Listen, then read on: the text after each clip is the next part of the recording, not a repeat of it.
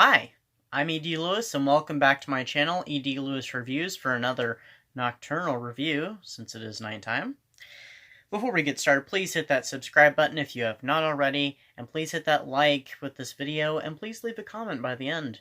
I love to read those comments as long as they are G, PG, or PG-13, and nothing higher or above. Nothing inappropriate, please. So, I wasn't sure if I was going to do one more video for this month before next month, and most of my videos for next month will actually be somewhat themed, but they will, I think, mostly be Gothic or Gothic related. As I'm sure you've read in the title, this is not a book review this time around. This is a movie review, and I wanted to get this done as soon as possible once I decided to do it. Because I wanted to, since this just came out, like, last week or so, last week or the week before, it's still fresh in my mind. So I thought, oh, I'll go ahead and do a review for it. So we're doing, I'm doing Brahms The Boy 2, which I did not go see in theaters, but I did see the trailer for it and thought it looked interesting. I remembered the first movie. I was not too keen on the first film because I was a little let down. This movie, I thought, was kind of interesting. Didn't get the best reviews, but then again, I don't usually care what other, like the critics say. Not necessarily care what others think, because I do care what others think about movies. Because, I do find a lot of, like, yes, I agree there, or no, I disagree, and this is why. But, I do like to read other people's, opinions about things. But critics, like the professionals, I kind of wonder if there isn't a little bit of, if they say a movie is absolutely great, will people go and see it? Or if they say it's really bad, will that actually cause people to go say, like, oh, if it's that bad, I gotta see it for myself to be sure, and then, and if it's not, if it's, like what I was trying to say in the first part, if they give really good reviews, people might, because it might be a reverse psychology thing, but then, because I do wonder that sometimes, but, maybe not. So, but I think it's all subjective, so everybody likes different things, and so if the critics say they didn't like it, but yet you may end up liking it, though, so, I don't know. I feel like it is a bottomless pit. I could really discuss it if I wanted to talk about it for a whole video, but I really don't. And this, I'm just kind of throwing out some of my muddled thoughts without organizing them, so that's not what this video is about. Okay, so anyway, this is a movie, came out earlier this year in February. I just got it and saw it, like, last week. And it is a Gothic horror, so, it's kind of in regards more toward what we would call male Gothic, which focuses more on the horror elements, but the main characters, I don't know, if you consider the son to be the main character or the mother, I would consider the mother to be, the main character, or both of them, but anyway. It stars Katie Holmes and Christopher, Convery. I'm guessing that's how his name is pronounced, Convery. Anyway, he plays the son, and of course Katie Holmes plays the mother. It was written by Stacy Menier. I hope I'm pronouncing that right. She wrote the first movie, The Boy, and it's directed by William Brent Bell, who directed the first film as well. So the creative team who wrote and directed it came back for the second one. And I think the first one came out in 2016. I don't have it, because I was kind of disappointed, but once I saw they did a sequel, I was like, I was kind of interested, so, but I didn't go and see it, so I just went ahead and picked it up after it came out. So this is a sequel, of course, to The Boy, except for it focuses more on the doll. So if you've seen the first one, you know what I mean by that. More on the doll, and instead of, what happened at the end of that film, which I thought was kind of disappointing, but some people may have thought it wasn't. I just felt like that was a bit of a letdown, and this kind of, I think,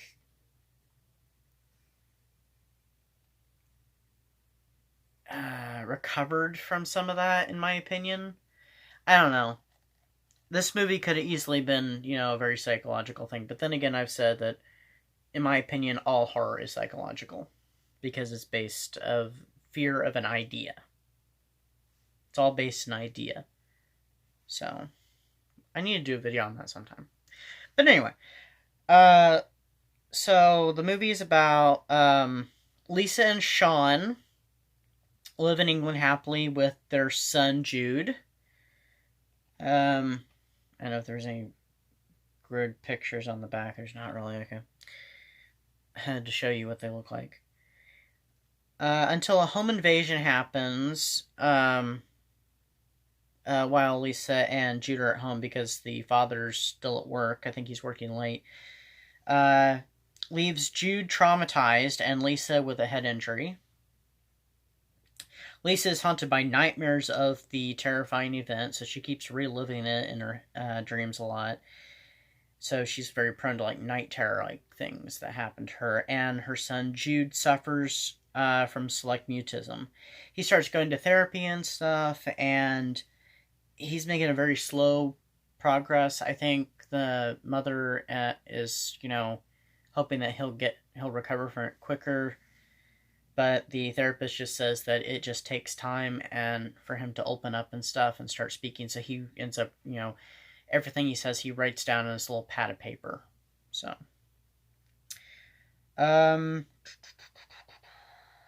select mutism, like I said.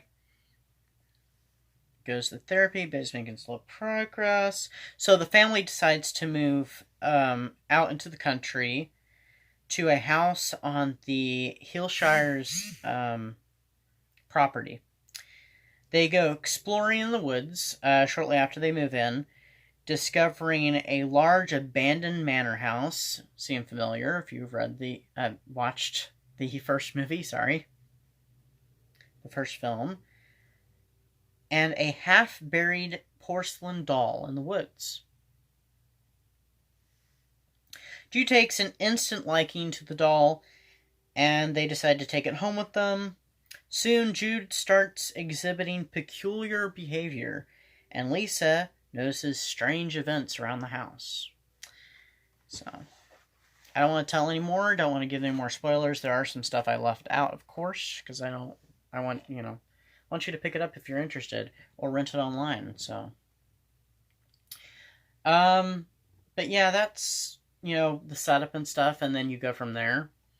There are points where it does make you kind of wonder a little bit in a few spots.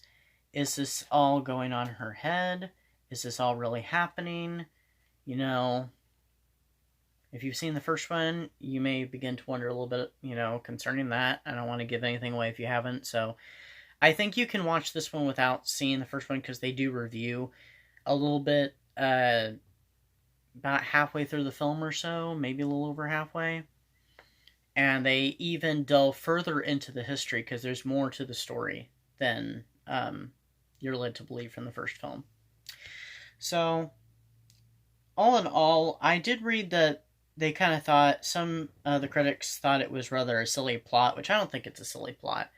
I mean, a child's play thing, something so innocent turns out to be potentially so dangerous. It's not so silly. Basically taking a piece of ordinary life and twisting it into something potentially evil or harmful. So, I don't think that's so silly. There was an alternate ending with this movie, and there was an alternate and deleted scenes, or alternate versions of scenes and deleted scenes. The alternate ending was not too different from it. It did cut the very tail ending off the film, and the visual effects were slightly different from what they put in the film. So,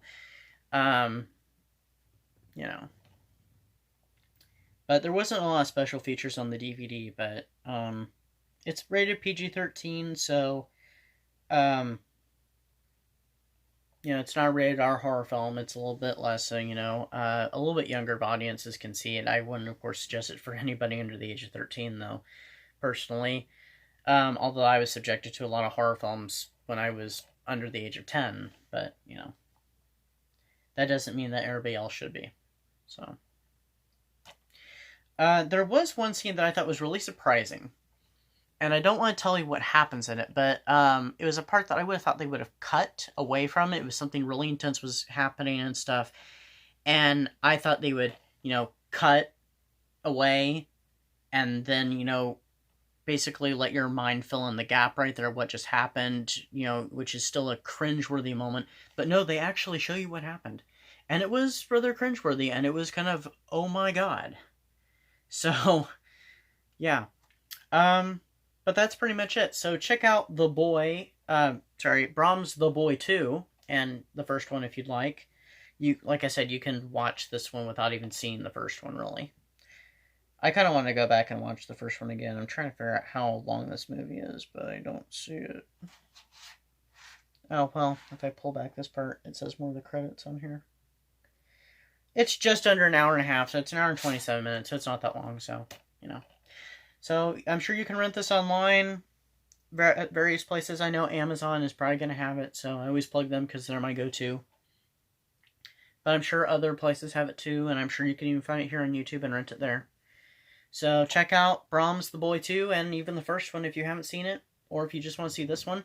You can check out the trailer for it online too. That's kind of what drew me to it, because, like I said, I wasn't a big fan of the first one, but after seeing the trailer for this one, I was like, I'm curious. And I actually saw it when I went to go see The Turning. I think I might have even seen it on YouTube before that. Like, you know, like saw it pop up, and I like, oh, they made a second one. And I may have actually seen the trailer in the theaters, so anyway, that's that. Please follow me on Instagram and Twitter, and Bookbub, and Goodreads. And I'm also on Wattpad. You can read some of my writings on there, my poetry, the first chapters of my book, and an altered version of my recent short story publication. If you want to read the full version, you'll have to, you know, go to Amazon for that, because I did edit it down so some of the juicy details are removed, as well as some plot details are also removed too. So I stripped it down to bare bones somewhat. So also, please visit my author page, which is also on Amazon. And if you'd like to buy my book, The Curse of Ridge House, a Gothic novel, it is available on Kindle, as well as Amazon, as well as paperback, on Amazon. The Kindle is only $2.99, the paperback's a little higher. And for my short story, to read the full version of that, you can find that also on Amazon, and it is only 99 cents, so it's only $1, and that is Alone with the Professor. It is an erotic short story, so you can read the description on Amazon about that, and you can also read it on there. So it's available on Kindle. And the links for all these are down below in the description. Also, please visit and like the official Facebook page for my book, The Curse of Ridge House. So that's it for the month of May. And if I earlier said June, I meant to say May, so I just realized I might have actually said the wrong month. So that's it for the month of May. I do have at least 4 reviews planned for the month of June. I might have a 5th, I'm not sure. But the next one will be, my next review, which will be the first for June, it'll be sometime next month. I mean, sometime next week. I'm just not sure when. I'm kind of looking at the calendar right now. First is on Monday. It might be on Wednesday. It might be on the weekend. I'm not sure. It's either going to be probably sometime around there anyway. It may even be Tuesday evening. I'm not sure when yet. But stay tuned for that. And it's... I don't want to tell you what it is. I already know what that one's going to be. I've been planning it for several weeks now. And it'll be interesting. So, it's not a special video. It's a review. So, I don't have any more special videos planned yet. So, yeah. So, I'll see you next time, hopefully. Hope everybody's doing well, and hope everybody's we'll keep on doing well, keep on social distancing, wear those masks when you're out in public, especially in crowded places. And, keep safe. So, that's it for this time. See you next time on Ediolus Reviews. Bye-bye.